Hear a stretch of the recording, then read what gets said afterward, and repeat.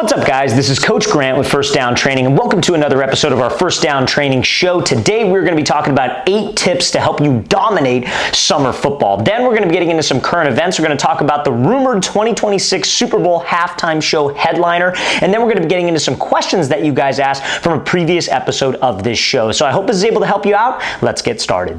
Now, it's the summertime. Most of you guys are in summer football, whether it's conditioning, whether it's weight room workouts, whether you guys are actually practicing with your team. And there's really 8 strategies that I think you could implement to help you maybe stand out to coaches, turn some more heads, potentially start on varsity or freshman or whatever level you were trying to start on. So I think all 8 of these tips are very, very easy to apply. That's why we're going over them, and I think it can make a huge difference. So tip number 1 is probably the easiest one, and that's going to be show up to everything. Now, this is kind of an unpopular opinion, at least that I've said in past episodes of this show or past shorter form videos that we've put out there on our social medias, but guys, honestly, football's got to be a priority. And right now, this is when everybody loves to go on vacation. They take a week off, 2 weeks off, and going on vacation, spending time with your family is absolutely important. But if you want to stand out, especially if you're in high school football, guys, missing practice is not the way to do that. Now, I get it. If maybe you have a pre-planned vacation, schedule changes with the team, they decide to practice, you need to make sure that that is known to your coach way ahead of time. If you're telling him and you're leaving within 2 days, that's too late. You need to make sure that football is a priority,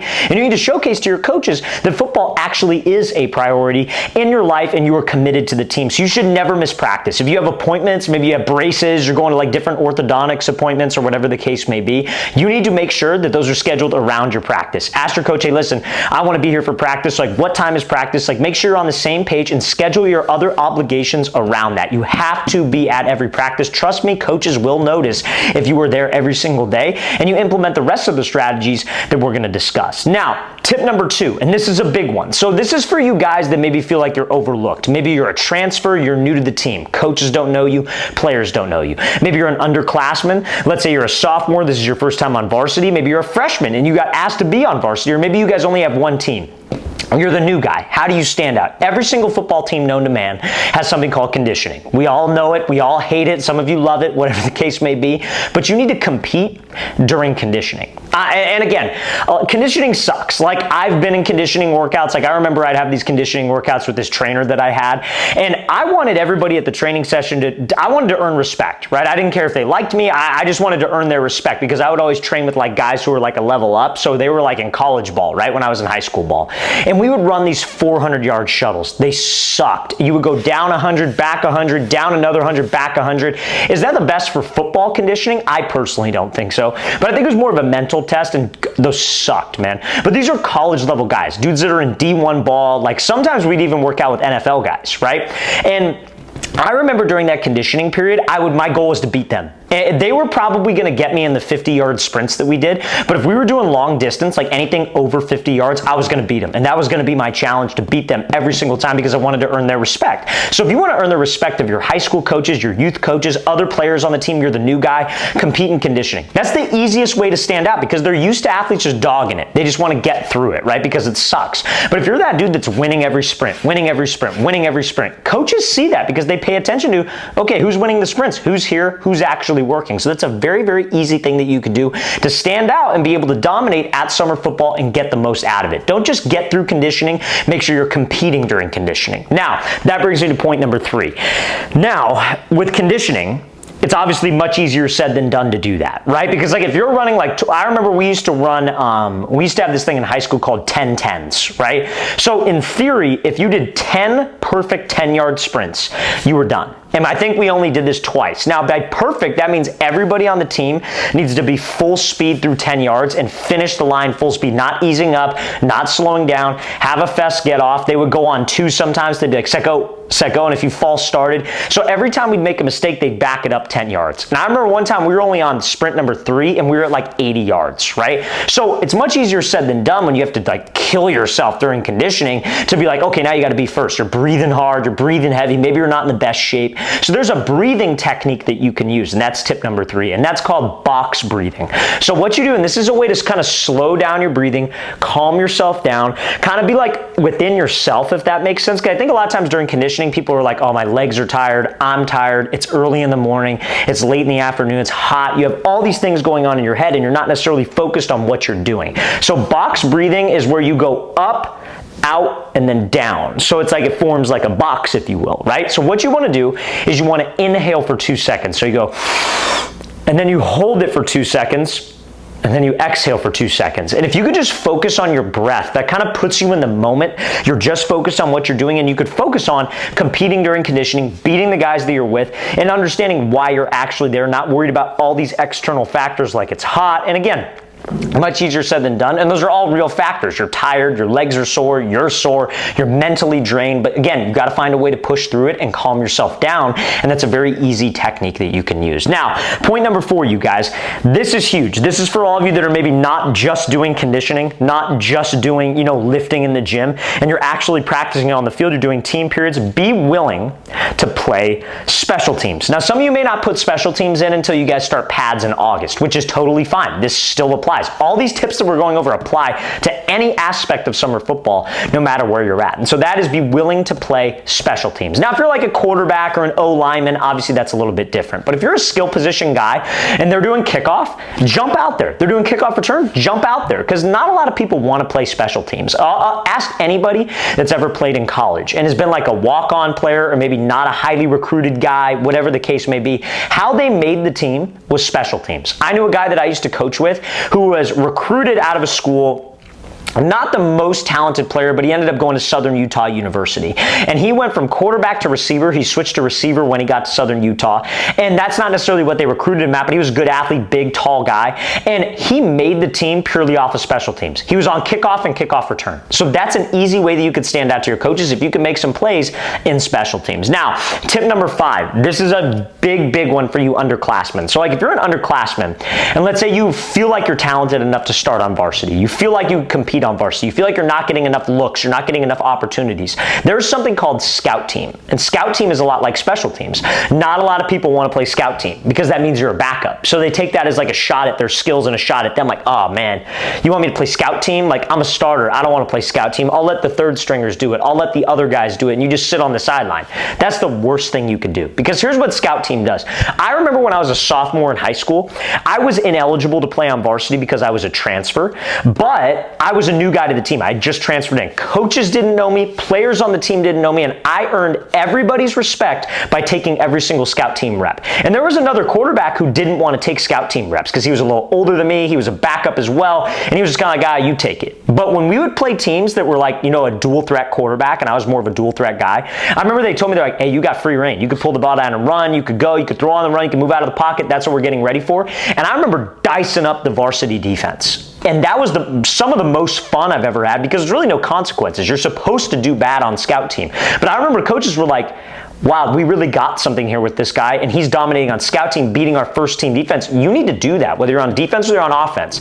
If you can make plays versus the first team, especially when your team as a whole, and football is the ultimate team sport, isn't that great, guys? I'm telling you right now, that's an easy way to stand out to coaches, an easy way to get them to turn heads and be like, oh wow, that kid's actually pretty good, especially if you're an underclassman, especially if you're unknown. Now, tip number 6, talk to coaches after practice and ask them questions. I'm telling you this right now, I was a coach, you guys. I coached for 1 year at a high school team, and I was the receivers coach, and we had a lot of receivers, probably 20, 25 guys, right? Did I know everybody's name? I tried to, because I tried to make that a personal thing for me. But the younger guys, I didn't really know that well, just simply because they were just younger guys. They didn't get a lot of reps. They weren't in during scout team. They weren't in during an actual team. That's just the way it goes. So if you feel like you're in that situation, or maybe again, you're unknown, you're an underclassman, go up to your coach after practice, be like, hey coach, really appreciate everything. Just wondering, from practice are there some things I can improve on, or there's some things you saw from me that I could do better? And he's going to tell you what those things are. And then the next practice, make sure you're improving in those areas. And he's going to see that you're working to improve on what he said. That's how you build trust, you guys. If coaches know that you're a guy that I'm going to tell you what to do and you're going to do it, coaches love that player. That's called being coachable. But sometimes you have to seek out that coaching, especially when you're in a team environment. So don't be that annoying kid that's like, after every single rep, coach, what can I improve on? Coach, what can I improve on? They're going to get annoyed. And anytime I say this, people always come back at me with that. There's a right and a wrong way to do it. Practice ends. You guys probably will meet as a position group. You'll talk a little bit, and then you guys get off the field, find your coach after that. Maybe go to the coach's office and ask him. Whatever the case may be, but find time away from the actual practice to ask him what you can improve on, and then do that stuff. Don't be that kid that asks and then is like, nah, it's too hard, or I'm not going to do that. Do it. Do what he tells you to do, and that will earn some respect from him, okay? Now, tip number 7, every single, and this maybe isn't happening right now because I'm filming this in the month of June, but in August, maybe July, when you guys start working out with your team generally every day, you're doing lifting, conditioning, field stuff, you're going to have meetings. You're going to have team meetings, and you're going to have film study periods. Bring a notebook and pen to every single one of those meetings. I promise you, that's going to make you stand out, because how many, you guys all know this if you're watching this video, how many guys during team periods just sit there? Some guys they fall asleep, they nod off, but if you're there and you're taking notes, coach said this, bam, write it down. Even if it doesn't apply to your position directly, you're writing it down. I remember as a quarterback, I would sit in the back because our offensive coordinator wanted all the coaches to sit right next to him so he could talk to us, or he wanted all the quarterbacks to sit right next to him so he could talk to us. So we'd be in the back. If that's not, sit in the front, number one, if that's not the case, or sit by your position coach. But you should have a notebook and pen, everything they're saying. As a quarterback, I had to know everybody's job, so I had pages and pages of notes. Every team meeting, you're bringing a notebook and pen in there. After practice, write down stuff so you could retain the info and apply it at the next practice or the next day, the next meeting, whatever it is. And if they ever quiz you, bam, you have the answers, and you have the answers right there. Because again, I'm telling you guys, one of the biggest things at the next level, the collegiate level, is play retention. They're not going to hold your hand. They're not going to tell you what to do. They're not going to slow things down. In high school, they slow things down a little bit more. At the next level, you have a meeting at 6 a.m. and you have practice at 7 a.m. And if you cannot retain the info that you learned at 6 a.m. and apply it at 7 a.m. at practice, you're not going to make the roster, or you're not going to be a starter, or you're not even going to be a guy on the team. You're going to be a career scout team guy, and that's it. I'm just trying to tell you the truth. So you need to make sure you're retaining what you learn and take that to the field, because coaches will notice that. Now, point number 8, analyze. This is a huge one. Analyze what you're doing in terms of your workouts. So I'm talking away from the team, because if you're a guy who's complaining, I'm not getting reps, there should be no excuses. I'm a firm believer of that. I get it, some people, and this is again an unpopular opinion, but a lot of guys are constantly using excuses as to why they're not playing. And some of them might be valid. Most of them though, guys, are not. Everybody's got reasons as to why they're not successful. Everybody has circumstances. Everybody has things going on at home. Everybody feels like they're being treated unfairly. At the end of the day, there's two results. Either you're playing or you're not playing. Fact. Are there factors that go into why you're not playing? Sure. Are there factors that go into why you are playing? Sure. Fair. And I've been through it, you guys. If you've watched some of our episodes, I've talked about my high school journey as a player, having to battle the athletic director's, son, athletic director's best friends with the coach, politics, all that stuff. I've been through it, you guys. End of the day, you're either playing or you're not. If you're not playing, there's a reason. Most of the time, it's because you're not good enough. I'm just going to be honest with you. And you're not executing your job. Now, you might be sitting there thinking, I work really, really hard. Why am I not playing? Sometimes just working hard is not enough. I could work, think about it for me. I'm 5'10" on a good day. I could sit here right now and have this magical idea of, I'm going to be a starting point guard for the Lakers. And I could train every single day. Every single day, and try to be a starting point guard for the Lakers. I'm not going to get it because I don't have the physical attributes, right? Let's say I'm a high school player and I have that goal, that I want to play in the NBA or play in the NFL, whatever the case may be, right? Now, I could work insanely hard every single day at the wrong stuff.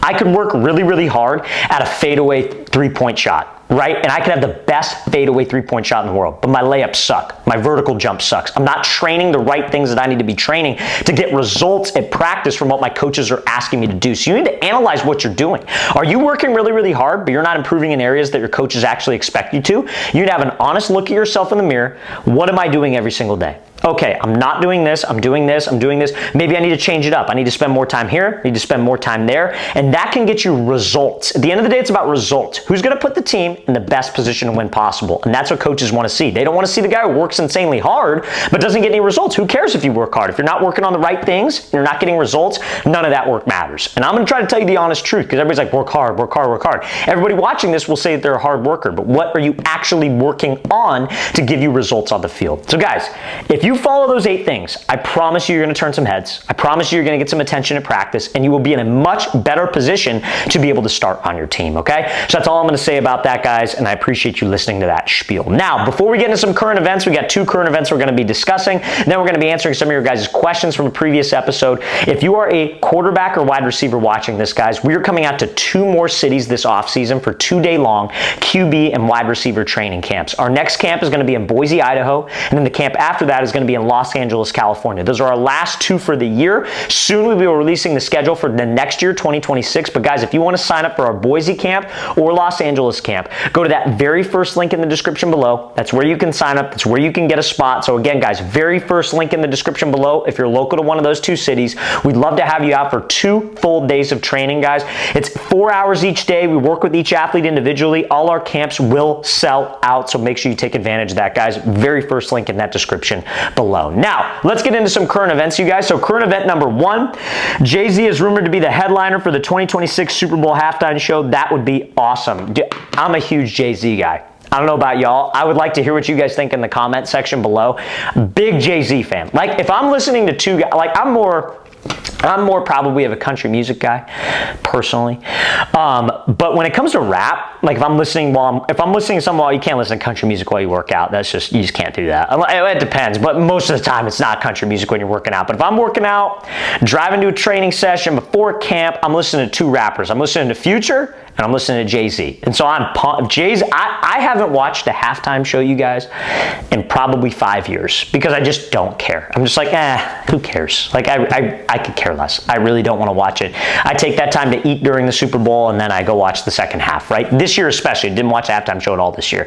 And again, no knock on Kendrick Lamar, but I'm just saying I just didn't really care to. I'm not a big fan of his music. JayZ, I will be watching. Now I saw some things. It was like name 5 JayZ songs. I mean, it's like on to the next one. Can I Live? 99 Problems. Dirt Off Your Shoulder. Hard Knock Life. Like I could list a million JayZ songs. I think that's an unfair thing to say personally, because a lot of people don't know. A lot of people don't appreciate JayZ's excellence, so that's all I'm going to try to say about that, but I'm looking forward to it. If that's the case, it's rumored, but I'm looking forward to it, okay? Now, next current event, breaking quarterback season 2. So we had receiver last year, we had quarterback the year before. July 8th on Netflix. This is awesome. It'll feature Joe Burrow, Jared Goff, and Kirk Cousins. Okay.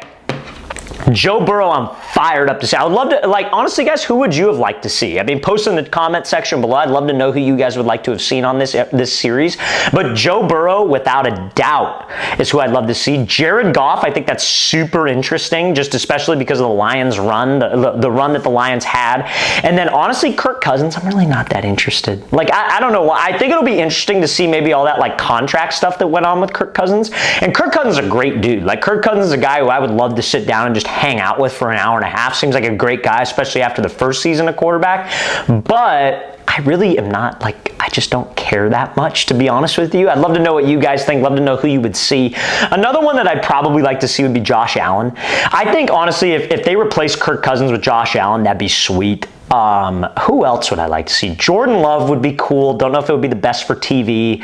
Sam Darnold would have been cool just to see like that transition. But I like Jared Goff and Joe Burrow. Very, very excited to see that. So that's all I'm going to say about that, guys. Love to hear what you think on both of those current events in the comment section below. Always enjoy interacting with you guys, going back and forth, talking about stuff that's maybe not necessarily like position specific, if you will, okay? So now, fellas, we're going to get into some of your guys' questions that you left on a previous episode. So, guys, if you have questions, stuff you want to ask me, whatever, like anything football related, post them in the comment section below. Like, seriously, like, guys, I read and respond to every single YouTube comment. It takes me about 2 hours a day, but I will go through every single comment, respond. You guys know this. Like, all you watching this who have left a comment, you guys know that I respond to every single one of them, if it's positive. But, guys, if you have questions, post in the comment section. We'll feature you on an episode of this show, but we would really, really appreciate it. So, let's get into question number 1 here from Jackson Webb D4B. I'm moving and going to a new school. I'm going into 8th grade. How do I make sure that I stand out when there's only 2 days of tryouts? The school is also a powerhouse, so I really need to make sure I look good because I am good, but only 2 days to prove it isn't that much. so they aren't doing summer conditioning either, so I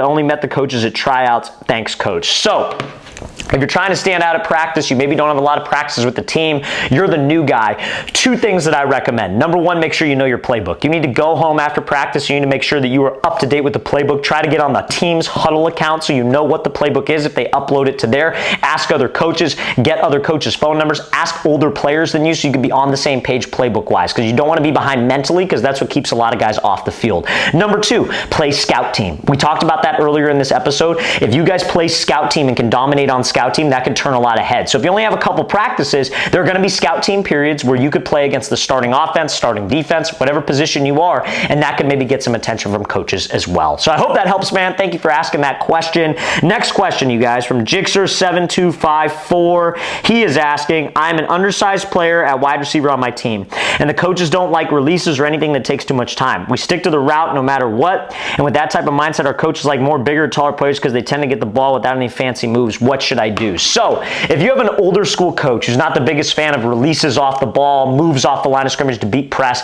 you still got to keep those in your back pocket. You still need to execute those when things are going. Now, in practice, if your coach doesn't want you to use release and just get up into the route, just get up into the route. Be physical on the stem, fight the DB's hands, top of the route, throw him by, maybe lean into him. You have to be physical during the stem and at the top of the route. But in an actual live game situation where you are facing press coverage, you need to have releases, because a more disciplined DB, a DB who knows what he's doing, is going to beat the hell out of you if you do not have a press release off the ball. So keep those in your back pocket. It's all about execution. In a game, if your release is fast, doesn't need to be fancy. If your release is fast and effective and you can get to the spot the quarterback needs you to get to on time, coaches are going to love that. Now in practice, do what the coaches say. Just get off the ball, but be physical during the stem and at the top of the route. Okay, so I appreciate you asking that, man. Hope that helps.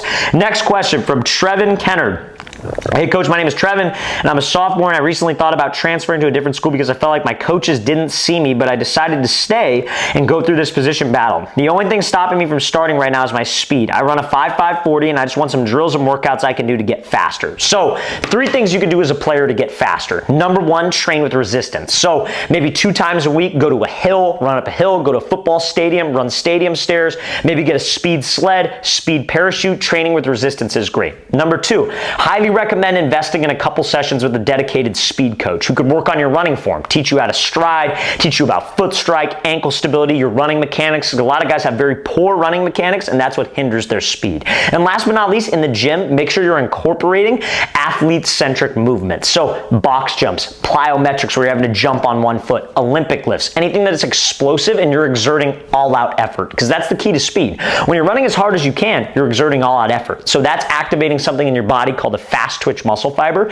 and that fast twitch fiber needs to be activated in the gym as well. So doing movements that exert all-out effort, you're trying to move weight fast, trying to move your body fast, will ultimately improve your speed. So I hope that makes sense, man. Appreciate you asking that. All right, fellas, guys, that's it for this episode. I appreciate everybody tuning in. Hope this was able to help. Hope you guys got some value. And remember, if you have questions, post them in the comment section below. We would love to interact with you guys. Love to feature you on our next episode. But yeah, see you guys next time.